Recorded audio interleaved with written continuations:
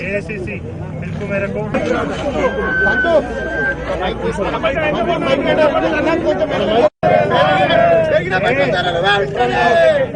పెరిగిన diesel petrol ధరలు వెంటనే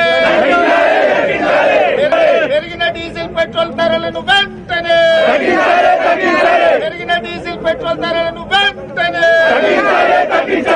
ఇదేమి రాజ్యం ఇదేమి రాజ్యం ఇదేమి రాజ్యం ఇదేమి రాజ్యం పెరిగిన డీజిల్ పెట్రోల్ ధరలను వెంటనే हटाओ मोदी को हटाओ मोदी को हटाओ मोदी को हटाओ పెరిగిన డీజిల్ పెట్రోల్ ధరలను వెంటనే పెరిగిన పెట్రోల్ డీజిల్ ధరలను వెంటనే ఇదేమి రాజ్యం ఇదేమి రాజ్యం వద్దురో నాయనా వద్దురో నాయనా వద్దురో నాయనా వద్దురో నాయనా డీజిల్ పెట్రోల్ ధరలను వెంటనే డీజిల్ పెట్రోల్ ధరలను వెంటనే ఇదేమి రాజ్యం ఇదేమి రాజ్యం ఇదేమి రాజ్యం ఇదేమి రాజ్యం పెరిగిన పెట్రోల్ డీజిల్ ధరలను వెంటనే ఈరోజు ఏఐసిసి ఇవ్వడానికి కేంద్ర రాష్ట్ర ప్రభుత్వాలు డీజిల్ పెట్రోల్ గ్యాస్లను ఒక ఆదాయ వనరుగా మార్చుకొని సామాన్య ప్రజలను అత్యంత నిరుపేదలను నిలువు దోపిడీ చేస్తుంటే కరోనా వచ్చి దాదాపుగా సంవత్సరం నుంచి పనులు లేక తినడానికి తిండి లేక సొంత గ్రామాలకు వెళ్ళాలంటే వందల పని దొరకక పట్టణ ప్రాంతాలకు వలస వచ్చిన వాళ్లకు నెలల కొద్దీ ఇక్కడ పని దొరకకపోతే ఈ సందర్భంలో దాదాపుగా ఈ దేశంలో 140 కోట్ల మంది ఉంటే 100 కోట్ల లీటర్కు 25 రూపాయలు పెట్రోల్ ధర పెంచిండ్రు, డీజిల్ మీద 26 రూపాయలు పెంచిండ్రు, గ్యాస్ సిలిండర్ మీద దాదాపుగా 400 రూపాయలు పెంచిండ్రు. ఇవాళ మీరు ఆలోచన చేయండి, దాదాపుగా 14-15 నెలలైంది. ఈ 14-15 నెలలలో ఏ పేదవాడికి పని దొరకక, ఏ పేదవాడు సొంత ఊర్లకు పోవాలంటే కనీసం కిరాయిలకు దారి ఖర్చులకు లేక కష్టపడుతుంటే రాష్ట్ర కేంద్ర ప్రభుత్వాలు పేదవాళ్లకు కనీసం ప్రతి కుటుంబానికి ఒక 6,000 రూపాయల ఆర్థిక సహాయం చేసి అదేవిధంగా నెలకు 30 కిలోల బియ్యం ఇచ్చి వాళ్ళని ఆదుకోవాల్సిన రాష్ట్ర ప్రభుత్వం అలా ఆదుకోకపోను ఇవాళ 75 ఆనాడు కరోనా మొదలైనప్పుడు 75-76 రూపాయలు ఉన్న పెట్రోల్ 850. మా అక్క చెప్పాలి మరి సిలిండర్ ధర ఎంత ఉంది తల్లి? ఇవాళ 900 అయిందా తల్లి? మనం మాట్లాడుకునే లోపలనే ధరలు మళ్ళీ పెరుగుతున్నాయి. ఇవాళ ఇక మా అక్క చెప్తుంది అకౌంట్లో కూడా పైసలు పడతలేవు. ఇవాళ సిలిండర్ ధర 900 రూపాయలు. నేను అడుగుతున్న కేంద్రంలో ఉన్న నరేంద్ర మోడీని, రాష్ట్రంలో ఉన్న కేడీని నేను అడుగుతున్నా, ఢిల్లీ 35 రూపాయలు లీటర్ మీద కేంద్ర ప్రభుత్వం నరేంద్ర మోడీ గుంజుకుంటుండు. అసలు కంటే దాని అర్థం ఏందో అర్థం కాలే. వాస్తవంగా పెట్రోల్ దిగుమతి చేసుకుంటే 31 రూపాయకి లీటర్ ఈ దేశానికి వస్తుంది. 6 రూపాయలు 60 పైసలు ఇందులో ఎవాపరేషన్, ట్రాన్స్పోర్ట్కి ఒక 3 రూపాయలు.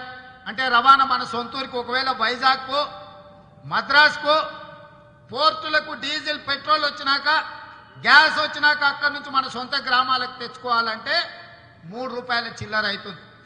అదేవిధంగా వీళ్ళందరి ఎవరైతే ఏజెన్సీలు ఉన్నాయో వాళ్ళ కమిషన్లు ఎక్కేస్తే కూడా పెట్రోలు అంటే 65 రూపాయలు ఎవరి జేబులకు పోతున్నాయో ఇవాళ పేదోళ్ళు ఆలోచన చేయాలి.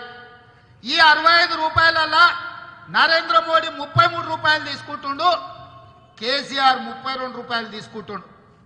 ఇవాళ ఇతర దేశాల నుంచి మన దేశానికి వచ్చి మన దేశంలో మన ఇంటికి రావడానికి పెట్రోల్ 35 రూపాయల ధరకు వస్తే దాని మీద పన్నుల రూపంలో పేదోళ్ళు ఓట్లేస్తే పెత్తనం ఎక్కి గద్దెనెక్కిన నరేంద్ర మోడీ, కల్వకుంట్ల చంద్రశేఖరరావు ఒకడు 33 రూపాయలు తీసుకుంటే ఇంకొకడు 32 రూపాయలు తీసుకుంటాడు.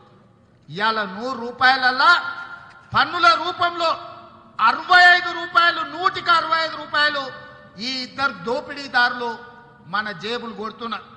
ఇవాళ బస్టాండ్లకు పోతే మన జేబులు కొట్టేటోళ్ళని చూసినాం, లేకపోతే మనం ఊరికి పోతుంటే బస్టాండ్లో బ్యాగ్ పెట్టి పక్కకు చూస్తే ఎత్తుకపోయేటోని చూసినాం. కానీ పెట్రోల్ బతకలేని పరిస్థితి. ఈ పన్నులు పెరిగితే మన సైకిల్ మోటార్లోనో మన కార్లోనో పోర్చుకునే డీజిల్ ధర పెరుగుడు కాదు.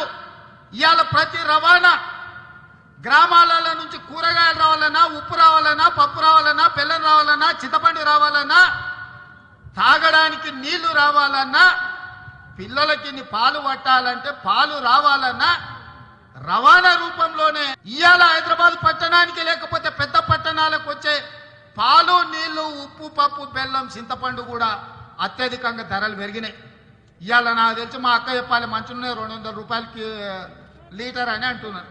ఇటుకాడ వచ్చినప్పుడు మా ఆమెను అడిగిన నాకు తెలియదు అది ఏంటో అంటే కూలి నాలి పని చేసుకొని ఉపాధి హామీ కూలికి పోయి సంసారం చేసుకునేటోళ్ళు ఇంత మంచి నూనె వేసి పోపేసుకొని వంట చేసుకునే పరిస్థితులు ఈ నరేంద్ర మోడీ కేసీఆర్ పాలన లేదు. ఇవాళ పేదోళ్ళ బతుకులు ఈ రకంగా ఉన్నాయి. మరి ఇవాళ అచ్చేదీనని అంటున్నాడు. నేను అడుగుతున్న నరేంద్ర మోడీ 7 సంవత్సరాలైంది మీరు ప్రధానమంత్రి అయ్యి, అచ్చేదీన్ రాలే, పేదోడికి సచ్చేదీన్ వచ్చింది. ఇవాళ చచ్చిపోతున్నాం మేము నీ దోపిడీ తోటి. ఇవాళ గరీబ్ లోగంకు అతని కంటే గనుడు ఆచంట మల్లన్నాని నరేంద్ర మోడీ 33 రూపాయలు దోపిడీ చేస్తే నేనేం తక్కువ తిన్నా, నేను కూడా దోసుకుంటాను. కేసీఆర్ తయారైన 32 రూపాయలు ఈయన దోసుకుంటున్నాడు. నేను అడుగుతున్న మీ ఇద్దరు దోపిడే ఎక్కువైపోయింది.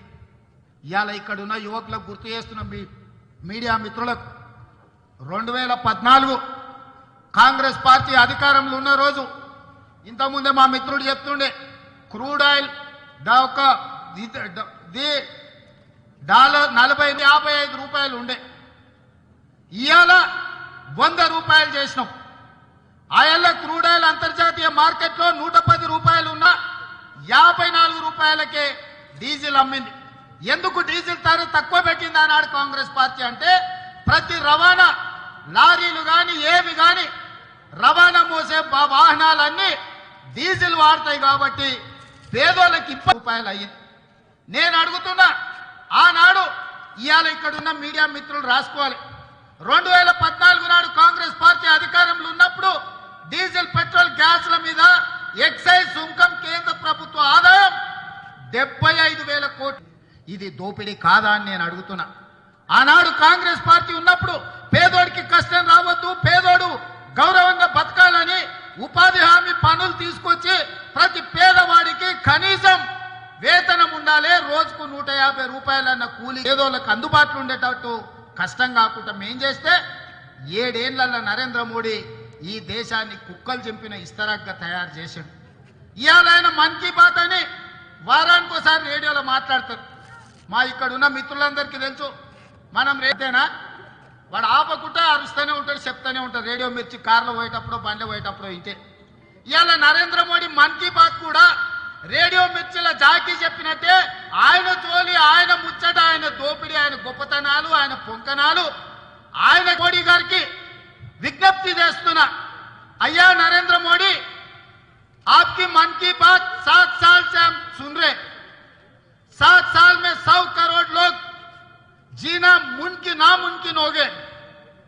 जीने के लिए पहले हमारे गरीब लोगों का, आप जनता का दिल का धड़कन सुनो. गरीब लोग कैसे जीना?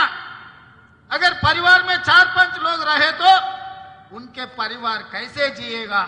आप क्यों नहीं सोच रहे? 3.5 लाख करोड़ रुपए आप इस देश में लूट रहे, टैक्स के नाम पे. आप बोल रहे సంజయ్ ఒకే దేశం ఒకే పన్ను విధానం అని చెప్పింది మీరే కదా, మీకేమైనా సిగ్గుందా అని నేను అడుగుతున్నా. ఒకే అత్యధికంగా 28% పన్ను పడుతుంది. 28% పన్ను పడితే 60-70 రూపాయలకే మనకు పెట్రోలు డీజిల్ లీటర్ వస్తుంది. ఇవాళ 60% పన్నులు వేస్తున్నారు. మీరు ఒకే దేశం ఒకే పన్ను విధానం అన్నప్పుడు మీరెందుకు డీజిల్ పెట్రోల్ని జిఎస్టి పరిధిలోకి తీసుకొస్తలేరు? అంటే మీరు దోపిడీ చెప్పేటప్పుడేమో ప్రజలకు ఒకటి చెప్తారు, దోసుకునేటప్పుడేమో ఇంకొక రకంగా దోసుకుంటారు. అందుకే నిర్మల దేశంలో పేదోళ్ళని సంపద్దు, పేదోళ్ళ రక్తాన్ని మీరు పీల్చి పిప్పి చేస్తున్నారు. ఇవాళ పేదలు బతకలేని పరిస్థితి వచ్చింది కాబట్టి ఇంత కరోనా పరిస్థితులున్నా ఇవాళ పేదలకు అండగా నిలబడడానికి కాంగ్రెస్ పార్టీ ధర్నా కార్యక్రమాన్ని తీసుకున్నది, ఈ నిరసన కార్యక్రమాన్ని తీసుకున్నది. ఈ నిరసనలన్నీ కూడా జూలైలో వర్షాకాల పార్లమెంటు సమావేశాలలో ప్రతిధ్వనిస్తాయి. ప్రతి పేదోడిని, ప్రతి గూడాన్ని, ప్రతి తండాను కాంగ్రెస్ పార్టీ కార్యకర్త కలిసి పేదవాడి సందర్భంగా చెప్తున్నా. నరేంద్ర మోడీ గారు మాట్లాడతారు, ప్రపంచంలోనే మన గొప్పలం చెప్పని ఛాతి అని, దేశానికి ఆదర్శం అని కేసీఆర్ కథలు చెప్తాడు. కానీ ఇక్కడ ఉన్న మిత్రులకు నేను ఒక మాట చెప్పదలుచుకున్నా. ఇవాళ పాకిస్తాన్లో పెట్రోల్ 51 రూపాయలు, పక్కనున్న శ్రీలంకలో 59 రూపాయలు, ఇవాళ ఆఫ్ఘనిస్తాన్లో 46 రూపాయలు. మనకంటే అత్యధిక వెనుకబడ్డ దేశాలైనా 6 రూపాయలకు దొరుకుతుంది. నేను అడుగుతున్న ఈ దోపిడీ దొంగల్ని, ఈ పేదోళ్ళని దోసుకుంటున్న నరేంద్ర మోడీ, కేసీఆర్ దోపిడీ దొంగలు నేను అడుగుతున్నా. అత్యంత వెనుకబడ్డ పాకిస్తాన్, ఆఫ్ఘనిస్తాన్, శ్రీలంక కంటే 60-70 రూపాయలు, 50 నుంచి 60 రూపాయలు మీరెందుకు అత్యధికంగా ప్రజల్ని దోసుకుంటున్నారని నేను అడుగుతున్నా. ఇవాళ ఈ దోపిడీని అడ్డుకోవాల్సిన బాధ్యత ఇవాళ దేశ ప్రజల మీద ఉన్నది. అందుకే ఇవాళ దేశ ప్రజల తరఫున కాంగ్రెస్ పార్టీ ముందుకొచ్చింది. ఇప్పుడు మీరు కేంద్ర ప్రభుత్వం ధరలని తగ్గించాల్సిందే. ఇవాళ ఈ డీజిల్, పెట్రోల్, గ్యాస్ ధరలు పెరగడం వల్ల ఇవాళ పేదవాడి బతుకు చితికిపోతున్నది. ఇవాళ ఈ పేదోళ్ళ తరఫున మాట్లాడడానికి, కొట్లాడడానికి ఇవాళ ఈ కార్యక్రమాన్ని తీసుకున్నాం. వాస్తవంగా వేలాది మంది రావడానికి తయారుగా ఉండే, కానీ కరోనా ఉన్నది, ప్రజలు కష్టాలలో ఉన్నారు. మనం ఎక్కువ మందిని గుమిగూడి ఈ కార్యక్రమాన్ని తీసుకుంటే కొంతమందికి ఇబ్బంది జరుగుతుంది కాబట్టి ఎక్కువ మంది రావాల్సిన అవసరం లేదని చెప్పి స్పష్టంగా చెప్పినాం. కాబట్టి ఇవాళ ఈ కార్యక్రమాన్ని మీరు ఆలోచన చేయండి. ఇవాళ మీకు ఇంకొక మాట కూడా చెప్పదలుచుకున్న మీడియా మిత్రులకు, ఈరోజు డీజిల్, పెట్రోల్ మీద 65% దాదాపుగా పన్నుల రూపంలో తీసుకుంటున్నారు. ఆర్టీసీ బస్సులకు 34, విమానాలకు మాత్రం పన్ను మినహాయింపునిచ్చి 4% వసూలు చేస్తురా. మీరు ఆలోచన చేయండి. ఇవాళ పేదోడు, అదే ధనవంతులు, శ్రీమంతులు విమానాలలో తిరిగే, విమానాలలో పోసే పెట్రోల్కు 4% పన్నే వసూలు చేస్తారు. వాస్తవంగా 34% ఉండే జిఎస్టీ, దాని మీద సేల్స్ వ్యాటీడా దాన్ని తీసుకొచ్చి ప్రయాణం చేసే విమానాలకు 4% ఎందుకు వసూలు చేస్తావు? పేదోడు రూపాయి జమేసుకొని ప్రయాణం చేసే బస్సుల నుంచి రవాణాలు చేసే దాంట్లో 34 నుంచి 60% ఎట్లా వసూలు చేస్తారు? మీరు ఇద్దరు కలిసి అని నేను అడుగుతున్నా. ఇవాళ ఈ ప్రభుత్వాలు పేదవాళ్ళ పక్షాన లేవు, ఈ ప్రభుత్వాలు దోపిడీల పక్షాన్నే ఉన్నాయి. ఇవాళ ఈ ప్రభుత్వాలు డీజిల్, పెట్రోల్, గ్యాస్ను ఆదాయ వనరుగా మార్చుకుంటూ ఇవాళ 7 ఏళ్ల నుంచి ఢిల్లీలో మోడీ ఉన్నాడు, 7 ఏళ్ల నుంచి గల్లీలో ఈ కేడీ ముఖ్యమంత్రిగా ఉన్నాడు. ఈ మోడీ కేడీలతోని పేద ప్రజల బతుకులు బాగుపడవు. పేద ప్రజలందరూ సమాయత్తమై నాడు బిగించి రోడ్ల మీదకి వచ్చి నిరసనలు తెలిపి, ధర్నాలు చేసి, రాస్తారోకోలు చేసి, అవసరమైతే బంధులు పిలిపిస్తేనే ఈ ప్రభుత్వాలకు కనువిప్పు కలుగుతుంది. మిత్రులారా, మీరందరూ ఆలోచన చేయండి. ఇవాళ ఈ పరిస్థితుల్లో కాంగ్రెస్ పార్టీ ఇచ్చిన పిలుపుకు ఇంతమంది ఇక్కడికి వచ్చి పేద ప్రజల తరఫున కొట్లాడడానికి వచ్చినందుకు మీకందరికి కూడా ధన్యవాదాలు మిత్రులారా. ఇవాళ మీరు ఆలోచన చేయండి మీడియా మిత్రులారా. ఇవాళ మీ సమస్య, మీడియా మిత్రులకు జీతాలకే కష్టం ఉన్నది. కరోనా వస్తే కాపాడలేని పరిస్థితులు ఈ రాష్ట్రంలో ఉన్నాయి. ఇవాళ 100 రూపాయలు పెట్రోల్ అయితే ఎట్లా బతకాలనో, ఎట్లా చేయాలనో మీరు ఒక్కసారి ఆలోచన చేయండి.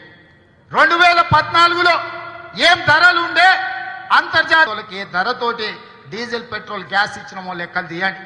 ఇవాళ అదే అంతర్జాతీయ స్థాయిలో క్రూడ్ ఆయిల్ ధరలు పూర్తిగా పడిపోతే కూడా ఎందుకు నరేంద్ర మోడీ కేసీఆర్ గారి పన్నుల రూపంలో ఇంత అడ్డగోలుగా దూరడానికి మనం ఈ కార్యక్రమాన్ని తీసుకున్నాం.